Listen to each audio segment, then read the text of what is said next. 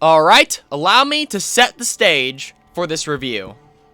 Back in the late 70s, when most games were confined to a single screen and existed purely to chase high scores, Adventure for the Atari 2600 dared to do something different.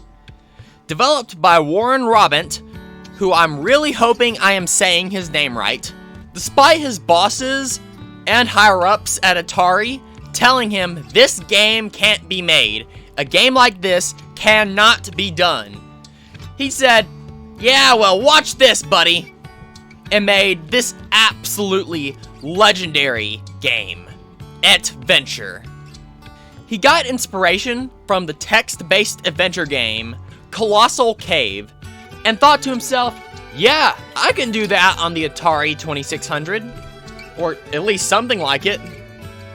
Unlike most people who probably heard about Adventure for the first time when they watched the movie Ready Player One, I didn't learn about it that way. Actually, I beat all you guys by many years. Growing up, I had a plug and play, which was shaped like an old Atari 2600 controller, and it had a bunch of 2600 games on it. Adventure was one of them, and probably the one I played the most. So, for those of you who are wondering what an open world adventure game looked like back in your grandfather's day, well, look no further, because we're going to review Adventure for the Atari 2600. All 4 kilobytes of it. Wait, 4 kilobytes? I've seen pictures on my phone take up more memory than that. Now, a lot of you are probably wondering, why in the hell am I reviewing an Atari 2600 game? The answer? I freaking want to.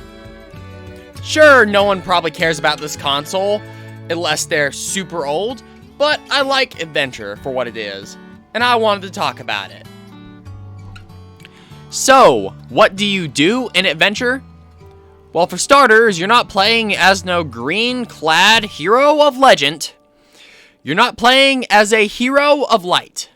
You are playing as a little dot. Yes, that little dot right there is your player character. And the objective or goal of the game is super simple. You have to retrieve the enchanted chalice from the sorcerer's black castle. It sounds simple, right? Wrong! It gets very chaotic, very fast. There are also 3 difficulty settings in this game. Level 1 is a small kingdom with only 2 dragons, and if you know what you're doing, you can beat this difficulty setting in like 5 minutes. It's not hard at all.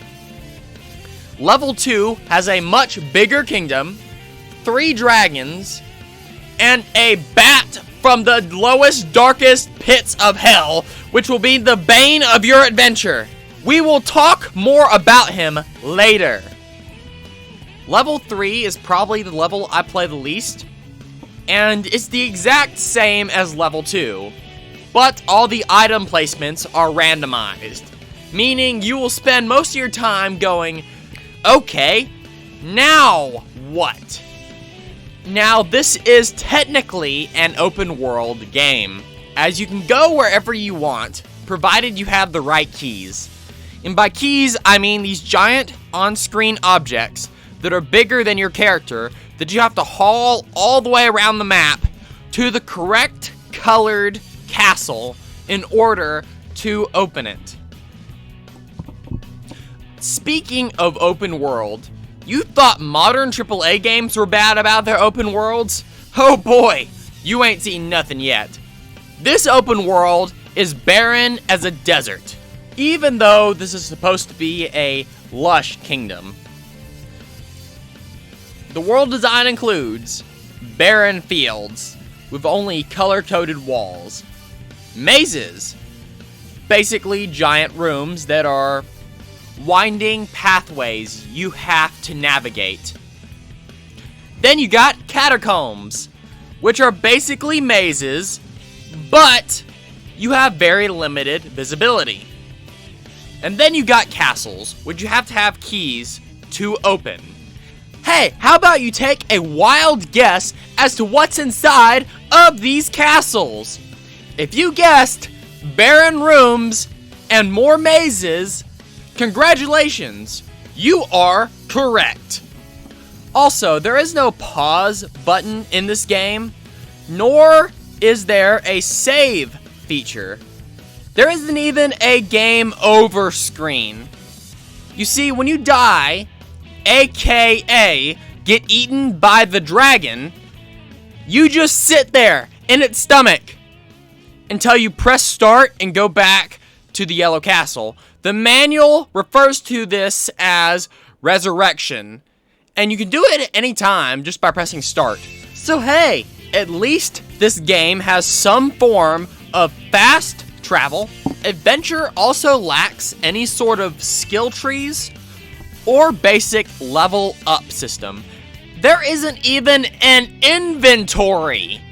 You can only carry one item at a time, and if you need to pick up something else, you have to press the fire button to drop what you're holding, and then run up and pick up the new item. Now, it gets really annoying when, say, you run into the White Castle and find that you need the white key to open it.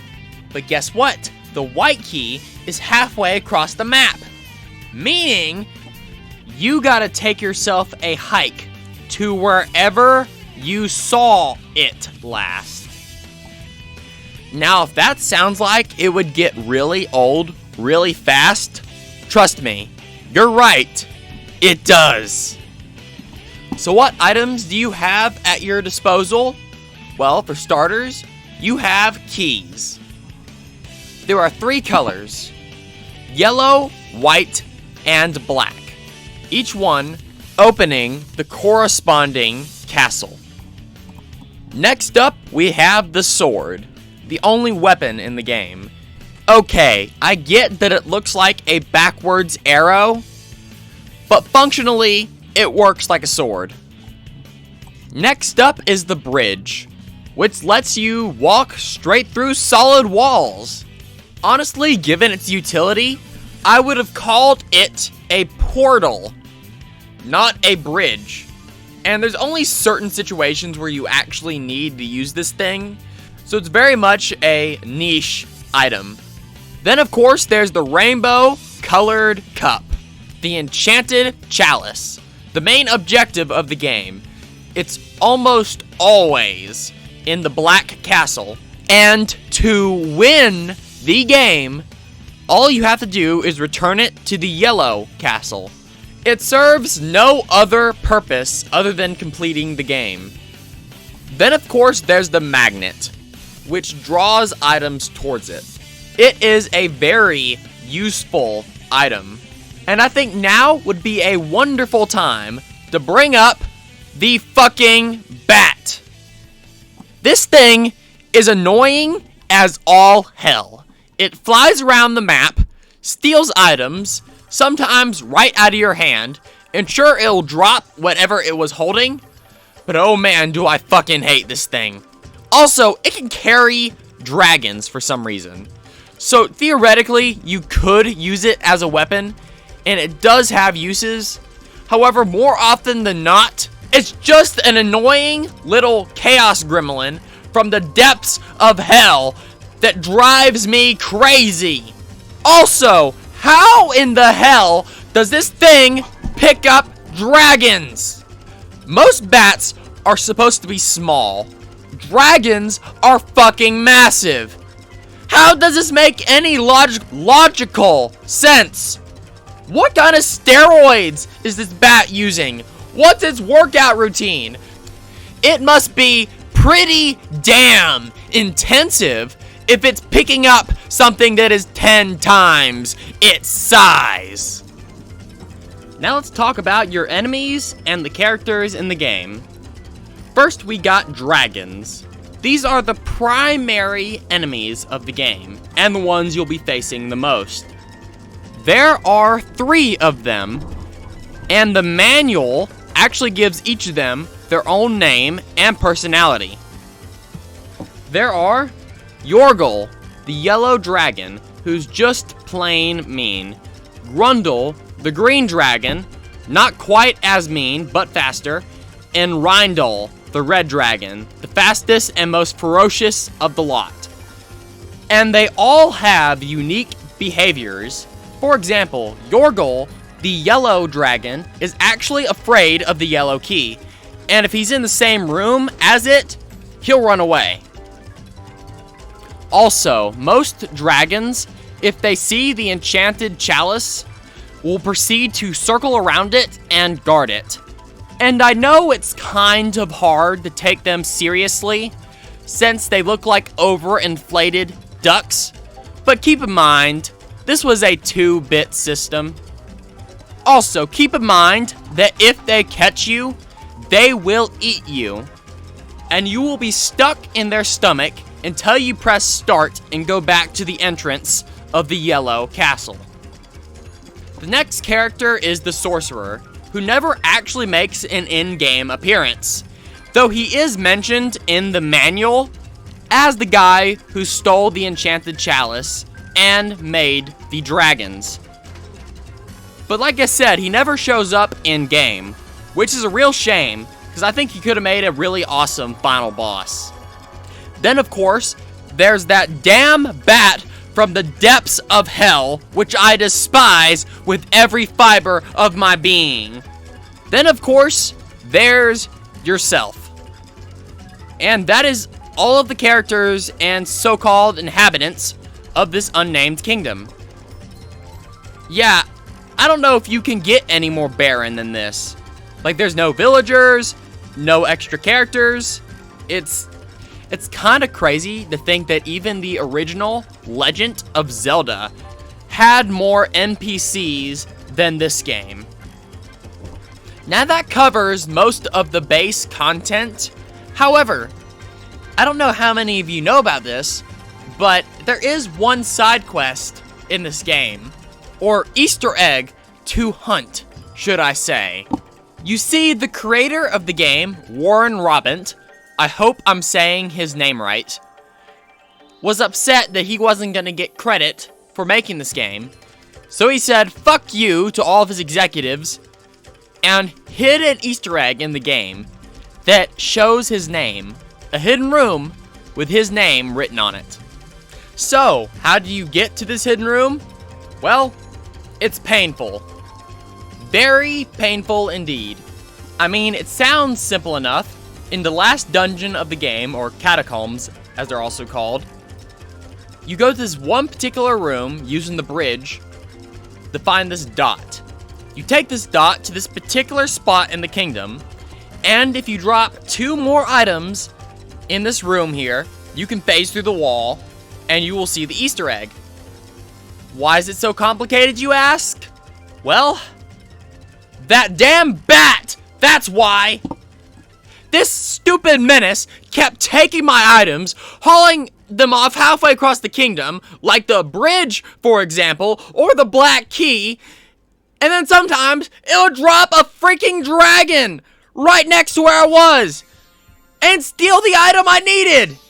Because of this menace, it took me over 20 minutes to get everything I needed together, and I could only finish the job once I grabbed the damn bat and threw him into the yellow castle. Yes, I locked the damn thing in a castle. And at the end of this review, I'm gonna use my Chrono Obliterator 9000 to completely wipe this bastard from reality. Why am I not doing it right now? Because the damn thing takes forever to charge. But don't worry, when I blast him with this thing, it'll be like he never existed. But while we're waiting, I guess I can go ahead and show you the Easter egg. Here it is, Warren Robin's name, right here in the room. The creator of Adventure, and one of the best game designers to have ever lived. Honestly, getting to this room is so cryptic, I'm surprised anyone ever found it back in the day. And I think that wraps up my review of Adventure. Is it a good game? By today's standards, no. There's no inventory system, no in-game story, and the graphics, even by my standards, suck. But put yourself in the shoes of the people at the time in the late 70s who had probably never even seen or heard of an open world adventure game.